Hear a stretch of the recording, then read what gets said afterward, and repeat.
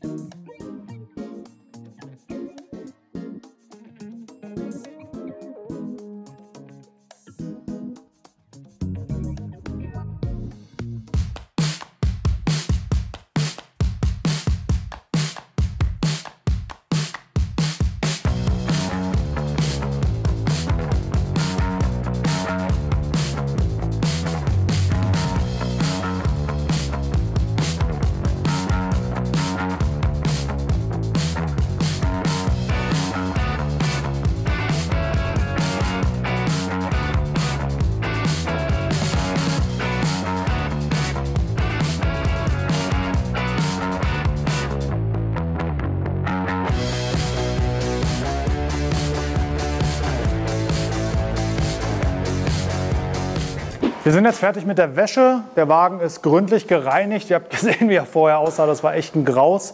Und der Wagen ist jetzt auch geknetet. Das heißt, jetzt geht es an die Begutachtung des Lackzustands. Geplant ist hier tatsächlich eine einstufige Politur. Also auch eine Herausforderung, unischwarz in diesem Katastrophenzustand einstufig zu polieren. Aber ich glaube, da erreichen wir schon eine ganze Menge. Und das lohnt sich für das Fahrzeug, denn es ist und bleibt ein Waschstraßenauto. Steht auch mal draußen. Deswegen belassen wir es dabei, einfach ein bisschen Glanz drauf zu bekommen. Ganz wichtiger Schritt vor dem Polieren, nach einer intensiven Wäsche, insbesondere wenn geknetet wurde, ist das Entfetten des Lacks mit Silikonentferner oder Sonax Prepare zum Beispiel. Das sorgt einfach dafür, dass Waschrückstände wie Tenside oder auch Gleitmittel, die wir fürs Kneten brauchen, runter sind. Wenn die noch drauf sind oder vielleicht sogar noch eine Sprühversiegelung vom Vorbesitzer oder so, dann wird das Polierergebnis einfach deutlich verschlechtert, weil die Polierkörner nicht richtig greifen können. Und ihr müsstet einen Poliergang machen, um die Reste runterzunehmen und nochmal drüber, um wirklich den Cut oder das Ergebnis zu erzielen, das ihr haben wollt. Deswegen einmal mit Silikonentferner entfetten, dann passiert das gar nicht erst und dann können wir durchstarten mit der einstufigen Politur und da nehmen wir euch jetzt mit.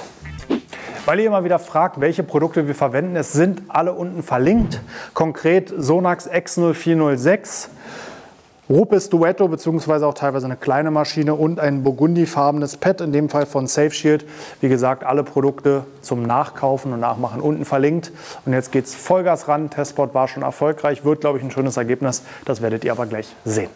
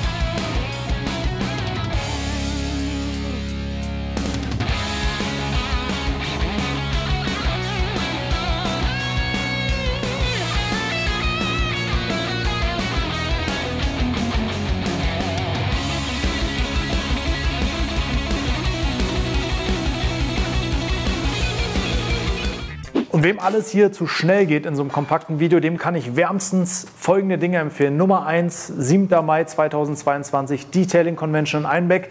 Für Profis und auch für Einsteiger, also für Hobbyfahrzeugpfleger, ist da alles dabei, was das Herz begehrt. Verkaufsstände, Workshop-Bereich, Do-it-yourself-Area zum Selbst ausprobieren und lernen, Fachtalk und ganz viele Besucher, die genauso, ja, sage ich mal, verrückt nach Autopflege sind wie du. Von daher sei auf jeden Fall dabei. Und wenn du darüber hinaus noch ein bisschen mehr wissen und lernen möchtest, check auf jeden Fall mal autolackaffen.de/workshops. Dort findest du alle unsere Workshop-Angebote, damit wir dich persönlich zum Autopflegeprofi ausbilden.